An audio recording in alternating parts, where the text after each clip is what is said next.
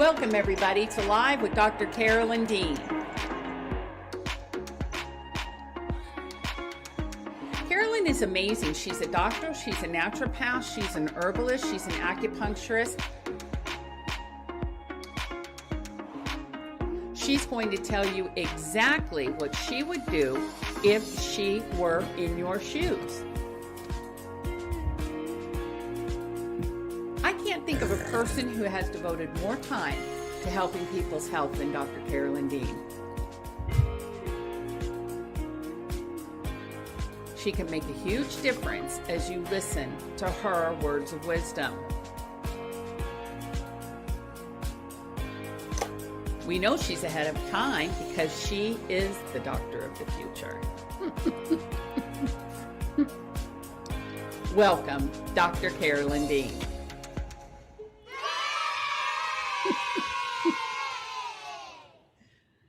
Welcome, everybody. We have a little technical difficulty going on, but we're here and we're walking and we're with you, and we're on X and we're on YouTube and we're on Facebook and we're worldwide and we're live with Dr. Dean, and it's the holiday season, and all that matters is you're here with us to learn everything you need to know about natural health, vitality, and well-being from the world's leading expert, that's no joke, on minerals and remineralization and natural strategies, food-based vitamins, everything you could possibly want to know.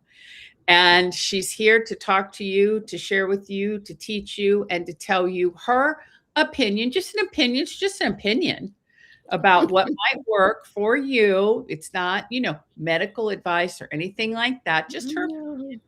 And we're here to happy to share it with you. We've got a packed show with all kinds of great information. If you're joining us for the first time, you'll want to go to this little QR code right over my head and click Become a Member. It's going to take you straight to Dr. Dean's website, and you can become a member of our great community there, and you'll see all of our wonderful community members piling on the chat line.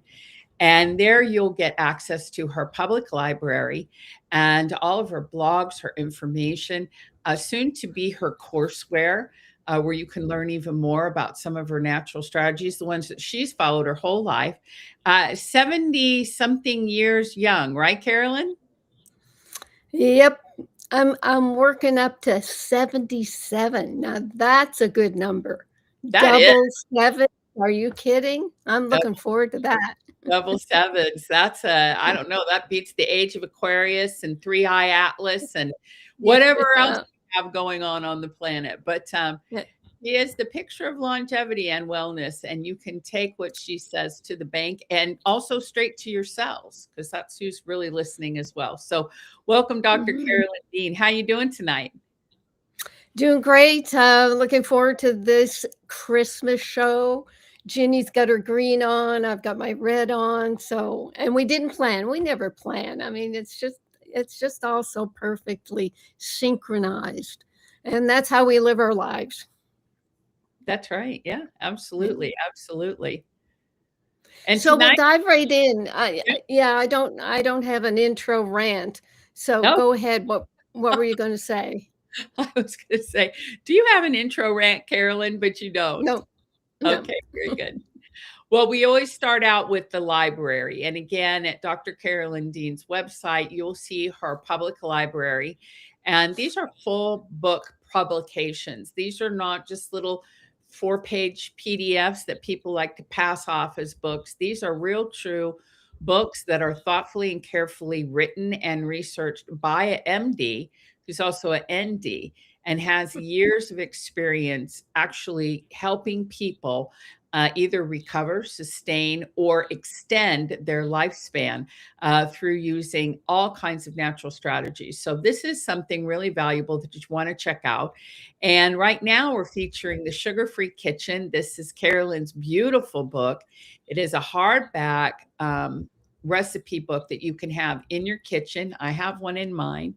And in it, you will learn fantastic ways to prepare your food and strategies for sugar-free living. And that's going to become more and more important to people as they understand that what sugar is as a toxin and what it does to your cells. Right, Carolyn?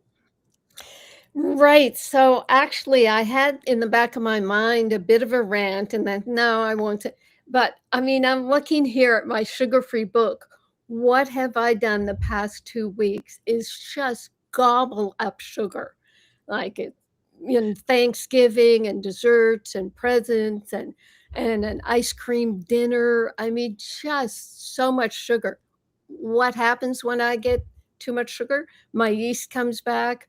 I can get little nasal boils. And the worst of it that Mm. I grew up with when I was a kid, even in high school, was cold sores. So Ooh, I had a mouthful of cold sores last week, really? and I healed pretty quick, so you can't see them, but man, you've gotta know your triggers, and seriously, I don't eat usually don't eat a lot of sugar, but, get complacent and think, "Oh, well, I had a few cookies last week, maybe I'll have 6 this week." So, I this is what happened. I mean, Bob didn't really believe me, but I said, "Oh my gosh, it was my ice cream every night when I was studying in Mm. high school that made me have these cold sores." And here I did the experiment and found out what's it? FAFO. I really found out, and it was just brought me I was walking with Julie, and I was in viral irritability. That my body was, "What's going on with you?" So, watch out for the sugar. Yeah. Your trigger may be an achy joint or getting a cold or a flu, but, there's gonna be something that happens when you overload yourself with sugar, and here I am, I'm taking 10 grams of vitamin C a day, so that's supposed to antidote sugar. Actually, that was at the back of my mind too. I got enough vitamin C to take care of sugar. No. No, you always gotta be on your toes and do if you're doing the experiment, you have to listen to the experiment. So, that's that. That is that. Well, that sums up all things. So, on to the sugar-free cookbook in this week's blog. I know. So, this, excuse me, blog will be at drcarolyndean.com, and it's low what is it? Why cozy low sugar winter dinners matter. So, Yeah. I'm not gonna read out the recipes and all that, but, I talk about winter being the season when we want deep nourishment and I mean nice root vegetable stews with some protein in it. So what we've got here is the slow cooker turkey breast and a chicken curry. And that's what I still eat. I just bought a turkey breast the other day, and there's a berry here on the island, Japoticaba, and it's like cranberry. So I'm gonna be having some turkey breast with Japoticaba and maybe some organic carrots. So that's as much as I'm gonna do on the blog because it's recipes, it's some words about how you want healthy food that give you minerals and hydration and warmth. But I don't have to worry about that here in Maui, except when the pool is a couple of degrees cold, Julie and I just don't even get in. It is so silly. So anyway, that's the blog, and what's next? What's next? What is next? I think we have some fantastic testimonials and some comments from our customers. Yes. Yes, a review on Pico Pets for Remag. Jonathan says, "My dog actually seems younger. She's more energetic and mobile. Highly recommended." Another Pico Pets for Pico Silver. Allie says, "So far we are loving Pico Silver. So easy to use and such wonderful ingredients." It's just one ingredient because Pico Silver is self preserving. We don't even have to put a preservative in it. And Lillian says, "Loving it so far. My elderly cat seems to have more energy. My my veterinarian gave his approval of this product, and it really seems to be working. So that's it. There were a couple of reviews I got, but they were repeats, Ginny. So that's what I have. Excellent. Okay. Excellent. Excellent. We're a little out of sync tonight with our graphics and stuff, so just bear with us. We had a little bit of a technical difficulty. But I think what we want to do, Carolyn, we can even start the slides unless you have something else you want to talk about. My only concern is I think they're all out of order. That's okay. Well, no, I have to do pros and cons of supplements, drugs, and research now. I have to Excellent. Okay. do the critique. Okay. So I was listening to a podcast by a guy I know, Dr. Jason Fung. He has a number of books, and he's got a diet book, I think, The Obesity Code. So the diet theory by these weight loss experts talk about hormones as being the determinant of how you diet. For example, ghrelin, Grelin, tells you when you're hungry, and leptin tells you when you're full. And okay, that may be true, but I've always said that people overeat because they're trying to grab as many nutrients that they can to help run their metabolic functions. You need your minerals and your vitamins, and they're not put into the bucket of diets. Nobody talks about them. So when you're eating nutrient depleted food or ultra processed food, then you're not getting your nutrients. It doesn't satisfy the amount of nutrients your body needs. So you eat more and more of those foods trying to get those nutrients.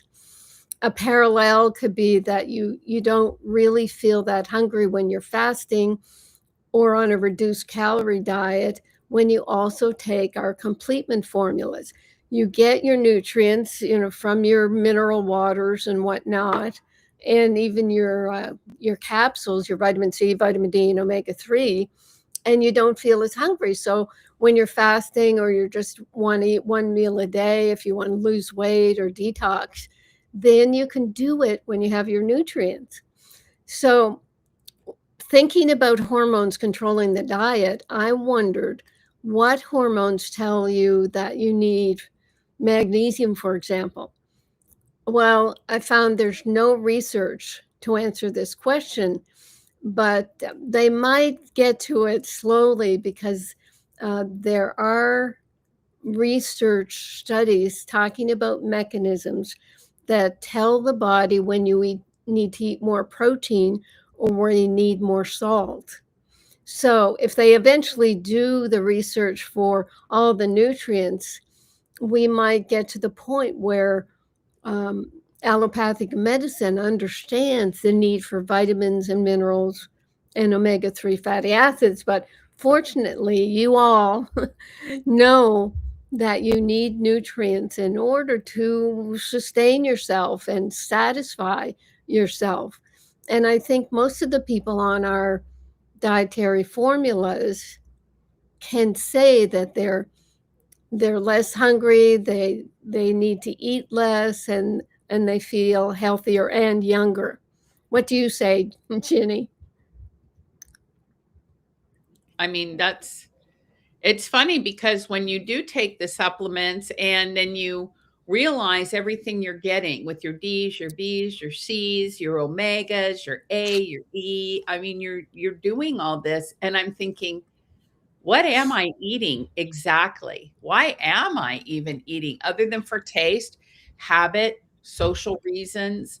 But you do have to wonder if you're actually eating, really your body's being driven for nutrients because we're so stacked up in the nutrients. And I'm sure that our formulas in some cases even exceed the RDA, even though we have low dose, like our B vitamins are very generous. And how could you not get everything you need every day when you're using all of our formulas. So I Right. agree with you completely. I think a lot of our eating is really perfunctory, again, out of habit, socialization, what have you. But I'm not sure it's from real hunger, not at all. Right. Yeah. Yeah, it is fascinating, and people don't realize how little research there is on nutrients. I'm determined to write a paper or book about the tarnished gold standard of dietary research. Because if they try to do a randomized, double blind, placebo control, there's no way you can test one nutrient alone. Mm. And actually, we're working on something that's going to be interesting. We'll have that in the next few months. But this is the problem. There is no pure nutrient research that will tell a person what they need, how much they need. You have to do it on your own. It's a whole responsibility trap that we're trying to get you into. You Yeah. have to take responsibility for your health, and people will come up to me and say, "What should I do for this? What should I do for that?" And you tell them a few things and say, "Go off and experiment," because your body is going to be different than anybody else's. And also, I know our customer service, we hear a lot of concerns and complaints and whatever, and a lot of it is people really getting too dependent on somebody else to tell them what to do. Mm. Or maybe it is just to be able to say, well, she told me to do this and it didn't work. You have to take responsibility, because we try to lay it out. And I think the most problems we have with our customers is they don't take enough. They all the time at the Tuesday market, people will come up, well, yeah, I'm taking my Remag. I'm taking a quarter teaspoon a day. I feel pretty good. It's quarter teaspoon. I want you to be taking a teaspoon and a half. But that's what the label says. We get stuck with that label. Anyway, we want people to take enough to make you feel better and better. So anyway, enough about that. Are there any questions yet? I have another critique that I'll go to before the articles. I don't seem to have any questions right now. If we do, I'll get to them here in a little bit, but I think we're good. Okay, great. So I saw a YouTube about lowering your cholesterol. And okay, so was it cholesterol? No, actually it was cortisol. Okay. Cortisol lowering master class, it was called. Okay. So stress and adrenal burnout lead to high cholesterol, high cortisol. This is bad, Jill. Gee, let me take a drink. Get my minerals. Sit up straight. Here I go. So cortisol, that's the hormone that's pushed out of our adrenal glands when we're under stress. So stress and adrenal burnout lead to high cortisol. And there's a new term that this podcaster was talking about, cortisol resistance. And that just means the cells don't respond to cortisol because it's too high. You're pushing the cortisol into cells to do something. I mean, you push it into fat cells to store more fat, because stress implies an emergency. And the emergency in humans is usually, I'm going to starve. So cortisol will store fat. But anyway, this podcaster goes on to say that the stress cortisol condition affects the thyroid, sex hormone production, and causes insulin resistance. And I've called that the 4 hormones of the apocalypse. And then she said something I hadn't heard, that cortisol binds to mitochondria receptor sites and decreases mitochondrial energy production and burns out your mitochondria. Now, everything's about mitochondria. And I've been writing a paper on the miracle of mitochondria because it's being blamed for just about every possible disease. And it's true in a sense.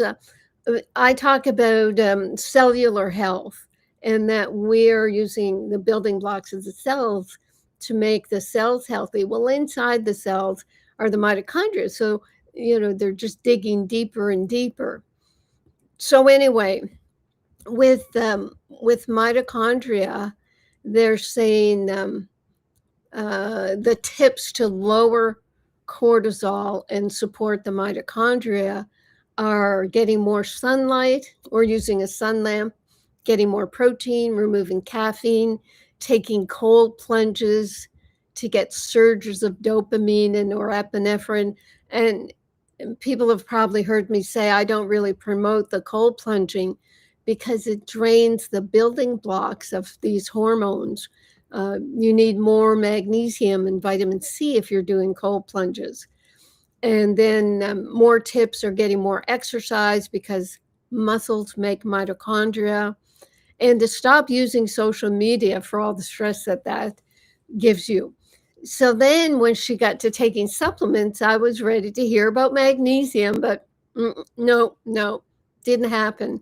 It was adaptogenic herbs, and they're herbs that help with stress.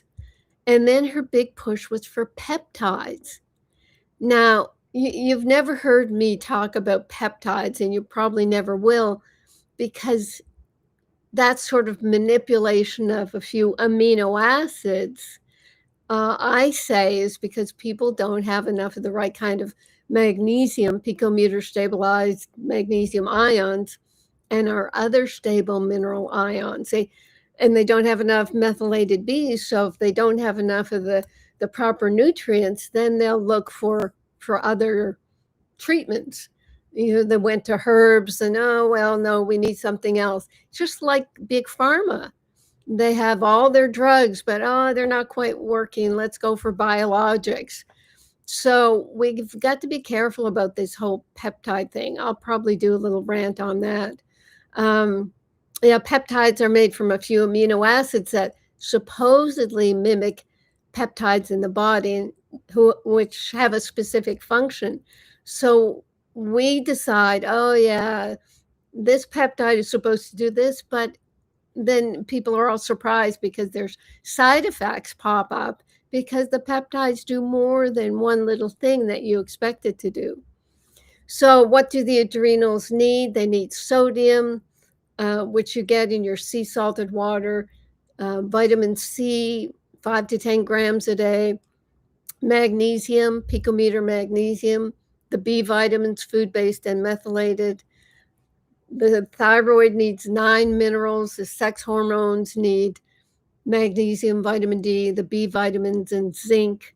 So all our formulas are geared to treat the 4 hormones of the apocalypse, and you don't have to resort to things like peptides, etc. Oh, I have one more thing, and this ties into one of the articles, actually.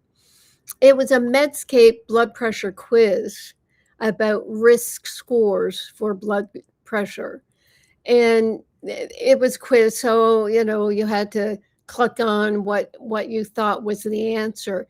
Is the answer on blood pressure to begin medication in adults with blood pressure of 130/80 or 140/90 or 140/90 without it was all about when do you begin medication.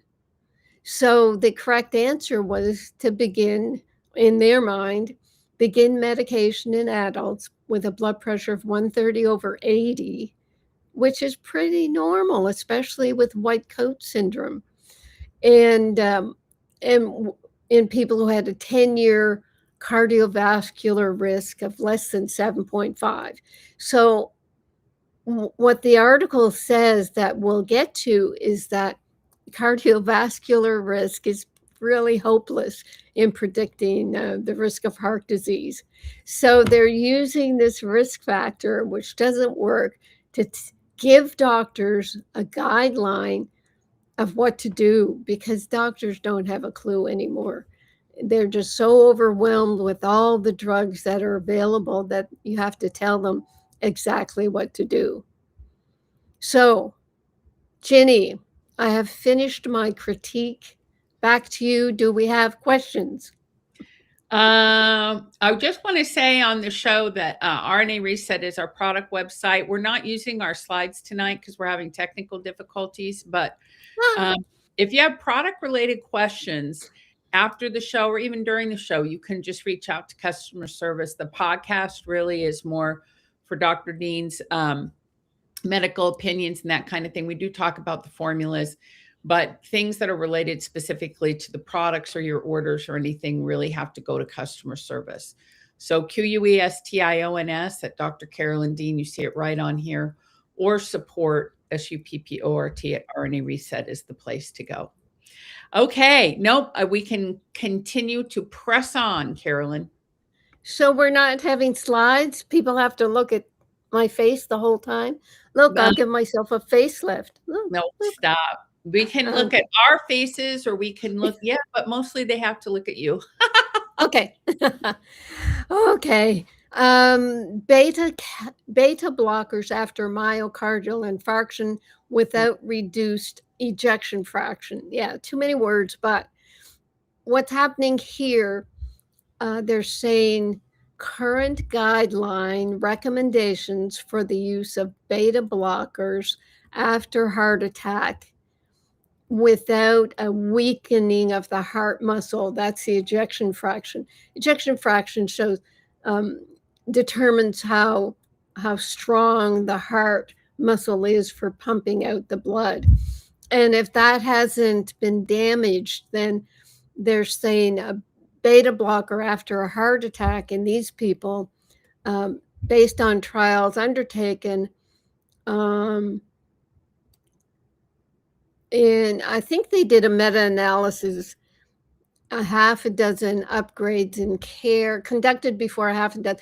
So what they're saying is, back in the day, they determined, okay, you have a heart attack, you take a beta blocker so that you won't get an arrhythmia or another heart attack.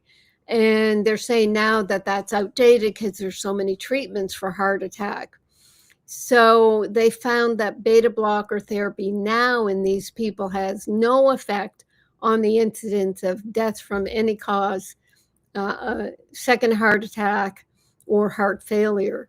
So that's really important to know, because I know a lot of people are walking around on beta blockers because that was the old standard. And I know I've talked about the standard use of beta blockers for post-surgical patients, because when you're in surgery, your body's under such stress, you really burn up your magnesium, and that will set you up for an arrhythmia. And instead of giving magnesium, people were given beta blockers, and then they started saying, well, that's not really working. So instead of beta blockers, think of magnesium and potassium for slowing down the heart rate to normal. And I mean, I would love if patients could talk to their doctors and say, hey, can I get some magnesium and potassium in my IV during surgery? And at the very least, have your people come to you post-surgery with your mineral water drink. And that's not going to interfere with anything. I know I'm practicing medicine. No, what I would do if Bob was in hospital would be to bring him a water bottle laced with magnesium and multiple minerals and potassium. So that's that. And the next article, which you won't see on the screen, is current risk scores miss nearly half of first heart attacks. So this is what I was talking about in my little rant about the blood pressure, that they determine when to give you blood pressure drugs based on your risk score for having a heart attack.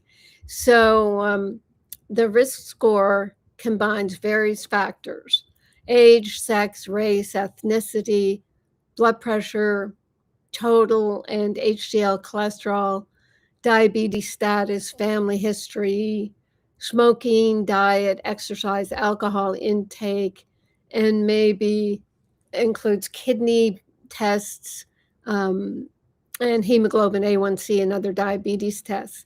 So they noted that only a few of the group they studied would be told to take a statin. So that part of the risk score is to try to find out who they can unload a statin on. So as I said, they missed most of the cases of heart risk, but they didn't have anything to say about magnesium, vitamin C, omega-3 fatty acids, or vitamin D, all the things that support our heart health.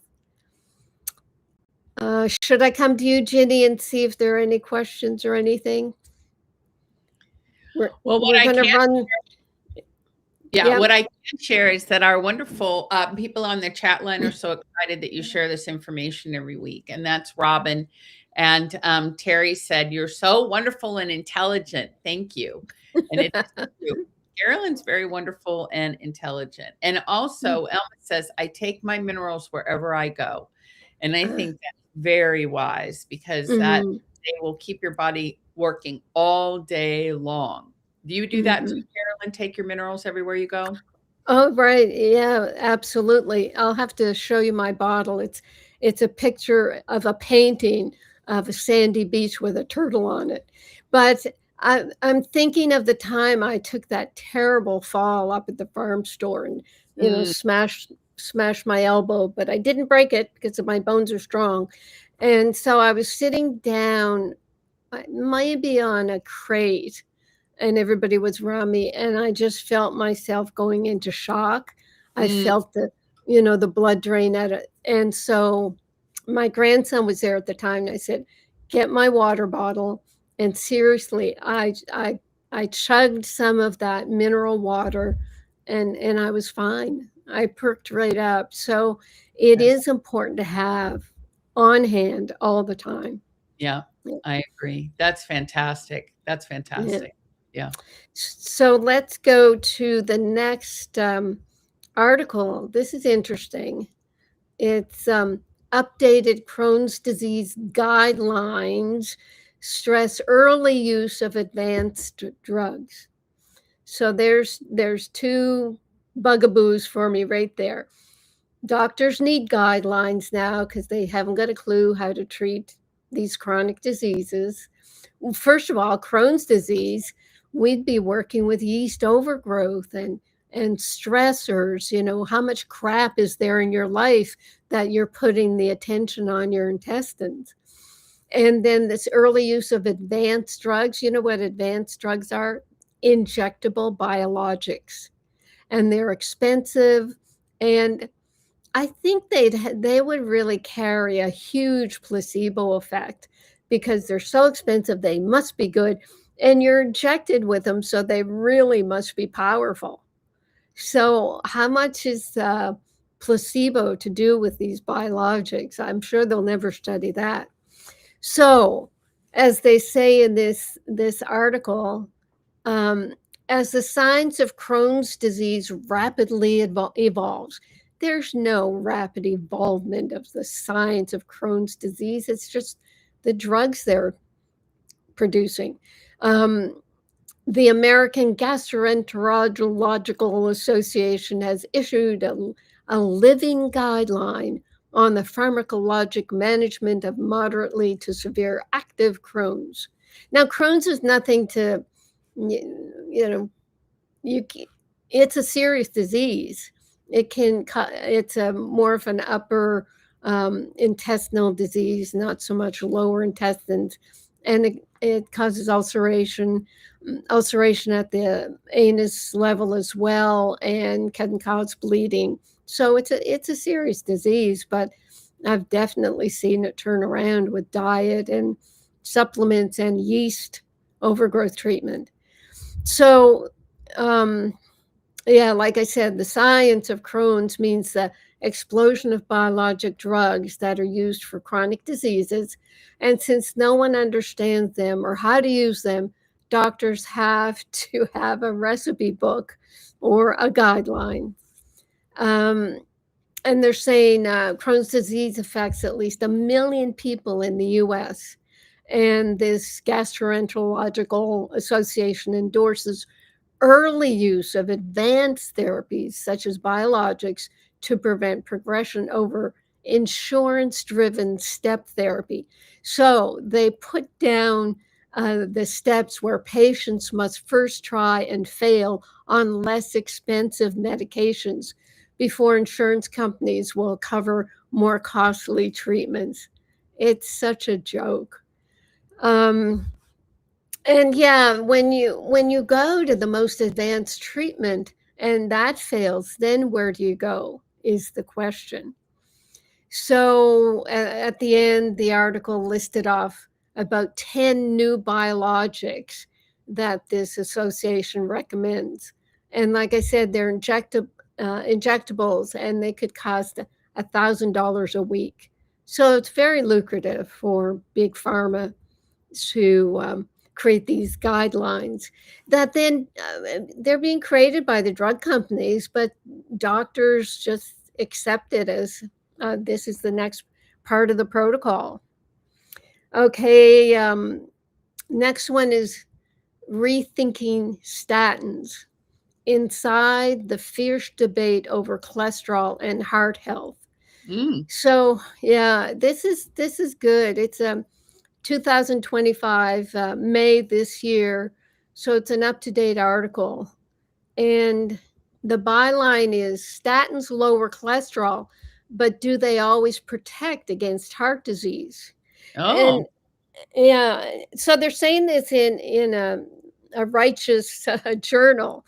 And what I've always said and known and read um, by a lot of studies that are out there is statins do lower cholesterol. They bash that sucker down, and it's not even the problem. But um, either the side effects from the statins or whatever, people on statins don't live longer. oh, We've had statins now for 20, 30 years, maybe more. And heart disease, I don't think has shifted.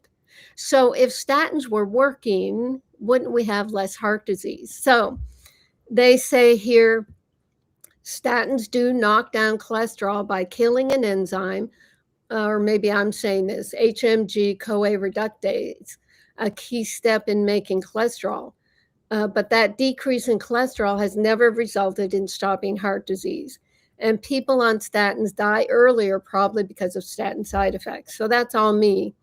So we've learned that cholesterol is not the cause of heart disease, but it hasn't stopped the medical drug mafia from putting everyone with a cholesterol slightly over the line, putting them on statins.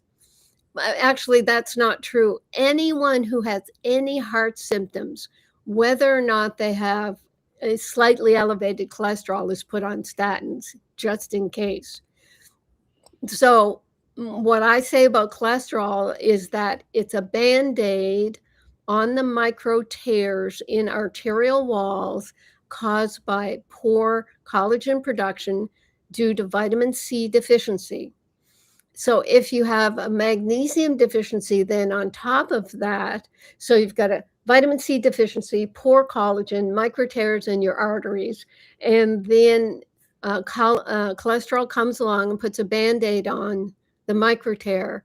And then if you have a magnesium deficiency, it means you have relatively more calcium, and that calcium will precipitate onto the cholesterol band-aid, and mm, that's your atherosclerosis. That's your cholesterol plaque that they worry about it breaking off or clogging up arteries. So what do I do for myself? Because I have high cholesterol. I take high dose vitamin C, 10 grams a day, my magnesium, potassium, and I just lark along. I'm larking along, Ginny. Clark. That's Yep. awesome. That's Yeah. awesome. I So, was thinking about the whole idea that statins don't extend life. And I think that is mm, a very good, and maybe it will become a cultural shift in our awareness that people should be asking, are these treatments going to extend my life? And yeah.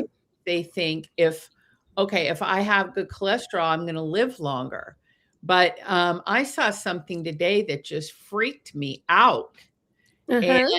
it was about Ozempic, and that when you use the Ozempic shot, your scalp ages 10 times faster than normal, which is why people who use Ozempic have hair falling out.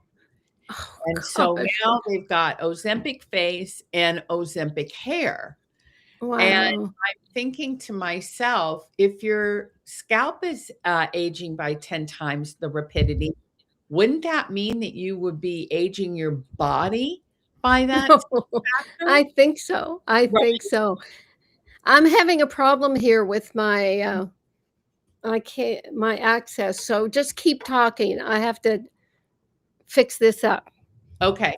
So anyway, I was just like I said, it freaked me out. First of all, Ozempic hair.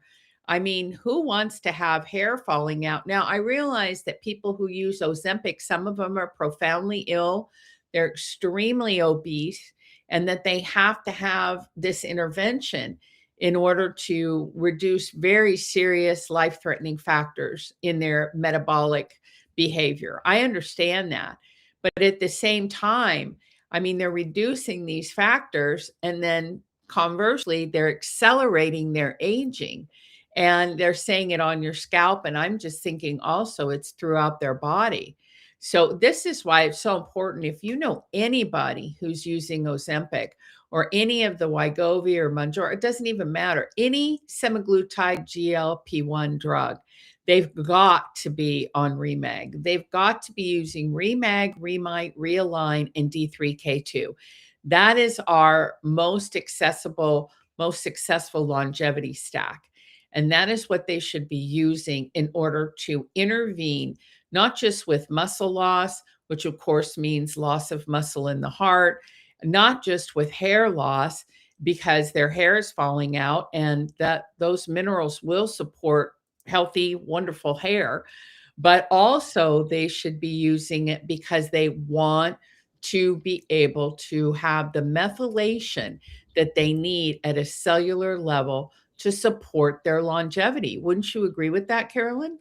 Yes, yes, absolutely. And when you said about tenure, the scalp and everything, what that reminded me of, and I heard it just recently, someone who had bowel cancer surgery, and she said 3 months after she's starting to lose her hair. Mm, So when you there's a big insult to the body, mm, it does express itself in hair loss. mm. So that really does. I mean, it's shocking, but it does sort of tie the knot in around your neck of this Ozempic. That if it's doing that, then it is a serious attack on the body's metabolism on all levels. Right, right. I mean, Mhm. it just blew me away. I said, I have to talk to Carolyn about this right away. Well, here we are talking about it tonight, but Yeah. it's really something to consider. So, anybody, if you're using a GLP-1, fine. If you're hearing this later from somebody, friend or family who's sending it to you, please, please, and don't use any other magnesium. They're all jankety and awful. Use Remag, Remite, Realign, which is our methylated B, and use the D3K2, which is a very powerful vitamin D combined with K2. And that is really going to help provide the longevity protection that you need when you're using a drug, whatever kind of drug is dramatically aging you, or surgery or other medical intervention. Mhm. Yeah. Yeah, that it's so serious, but I don't know, maybe one of my next, slides is since we're not, showing the slides. Maybe I can jump to that as the next one, where no, actually everything's so weird today. My files aren't even moving. Let me go to the next study if you don't have any questions for me, Ginny. That sounds great.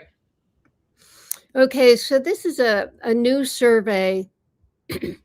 Our Alliance of Natural Health, the wonderful pro-health organization.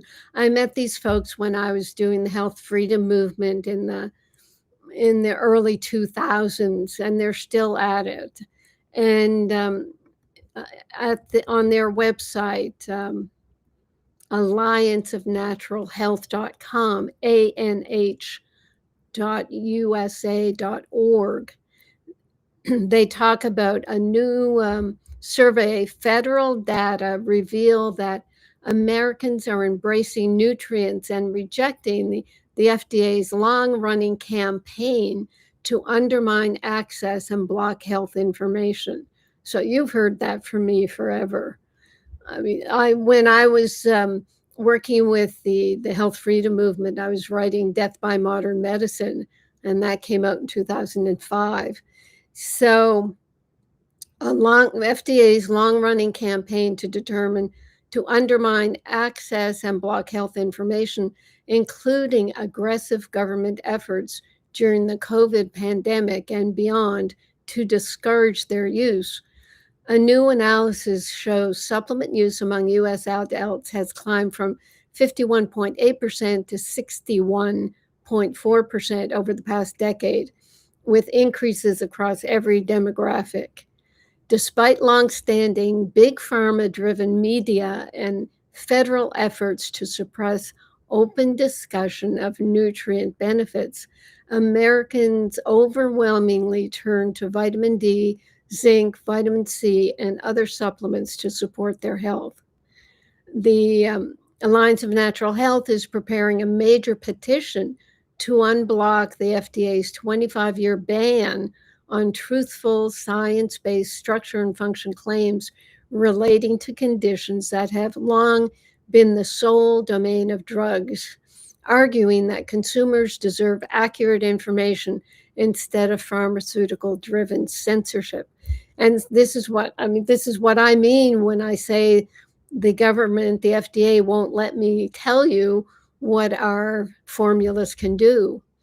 So this is good news. I haven't seen the petition yet, but I'll tell you about it if it comes out in the next week or so.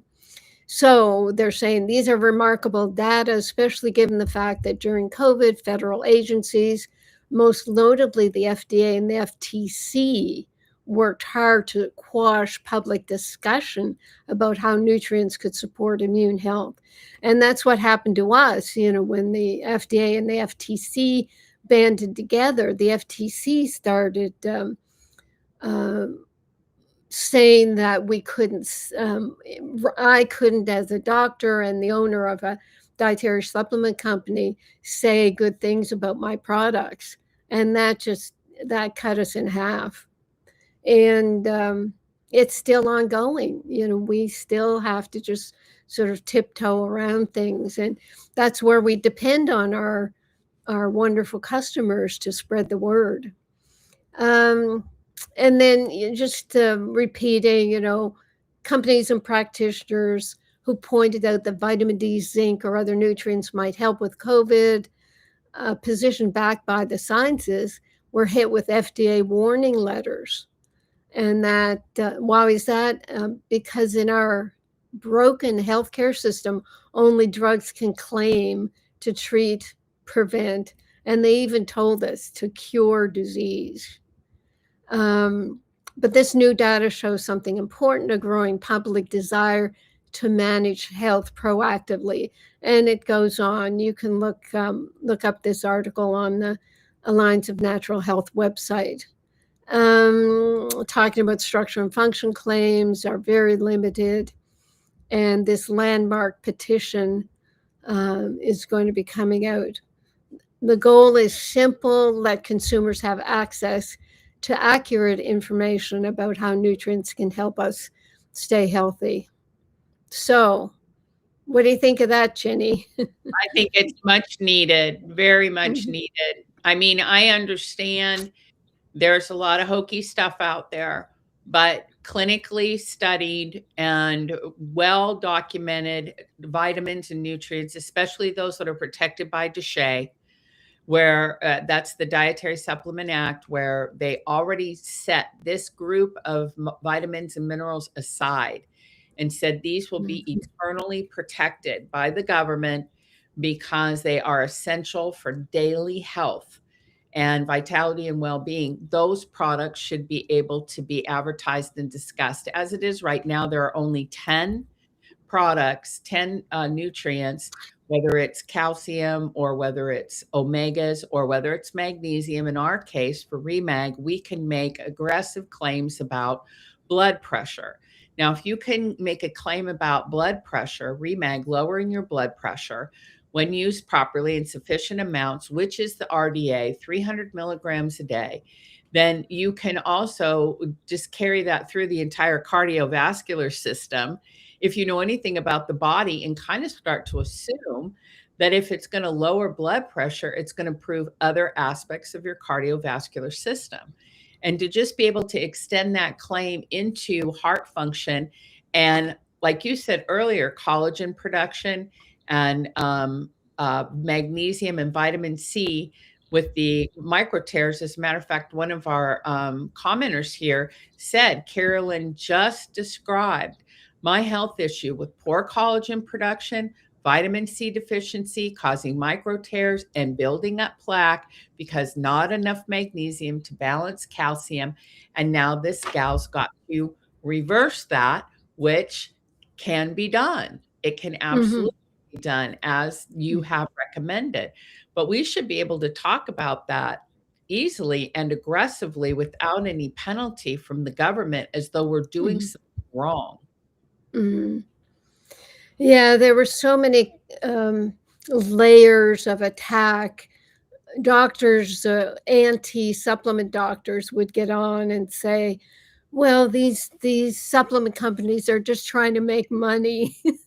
And this in the face of like a $1,000 a week biologic. It didn't make any logic at all. So yes, it's a big fight. It really is.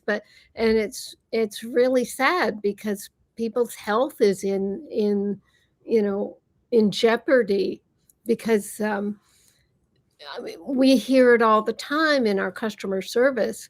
Somebody will want to take a supplement and their wife or their husband or partner will say, "Oh, I don't trust that." That don't and there'll be a big fight because we can't say that we're in any way FDA approved. So, yeah, the whole thing it's blown up in the public's face as now the FDA, if we get this petition going, the FDA will have to back off. But still, I mean, we know that there are rogue state agents that will just come out and keep doing the same old thing. So we have to be careful.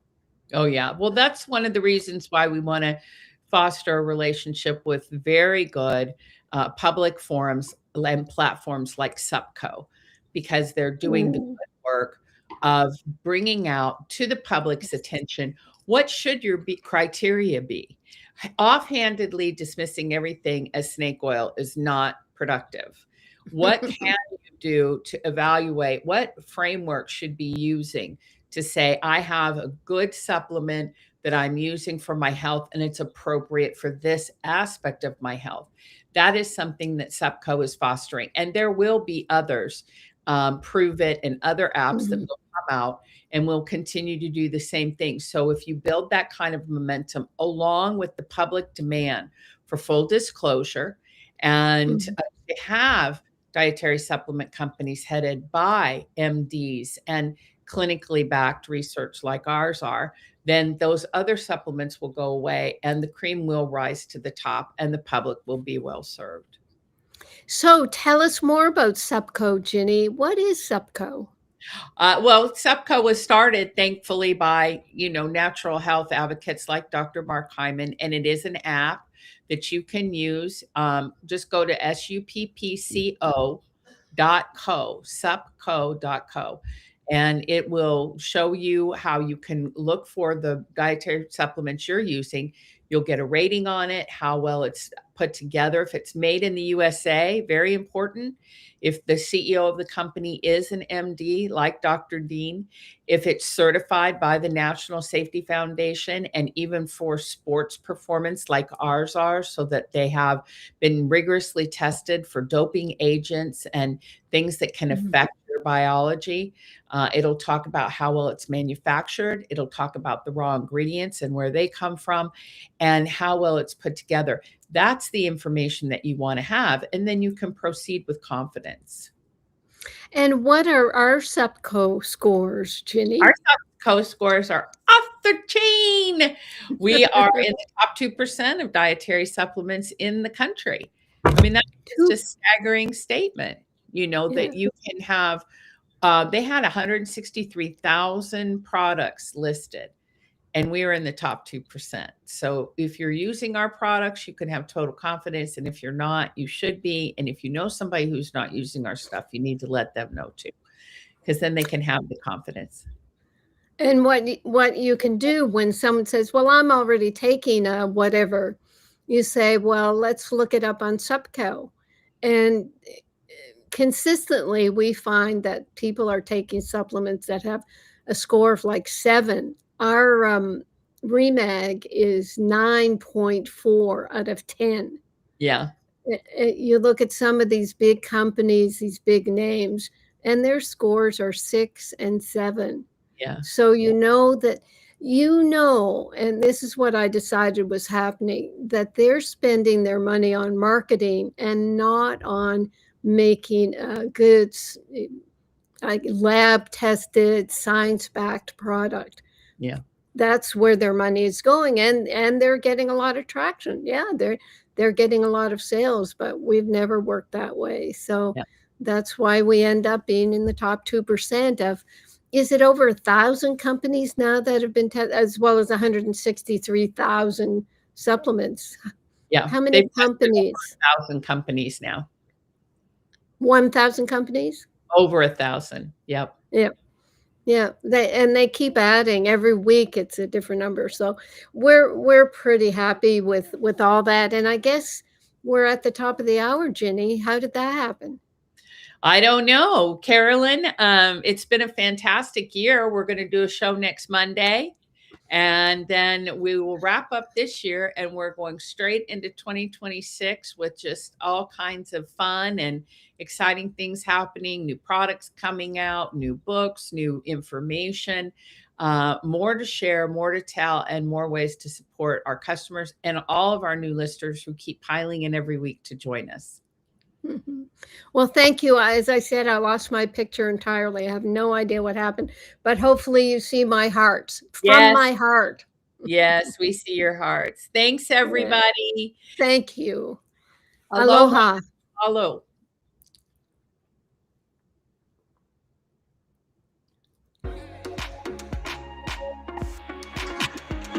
You have been listening to Dr. Carolyn Dean, the doctor of the future.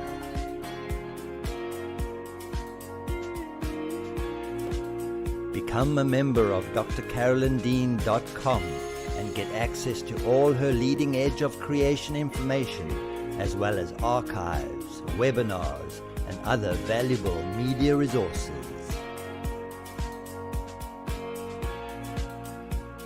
Join Dr. Dean and Ginny Almighty same time again next week.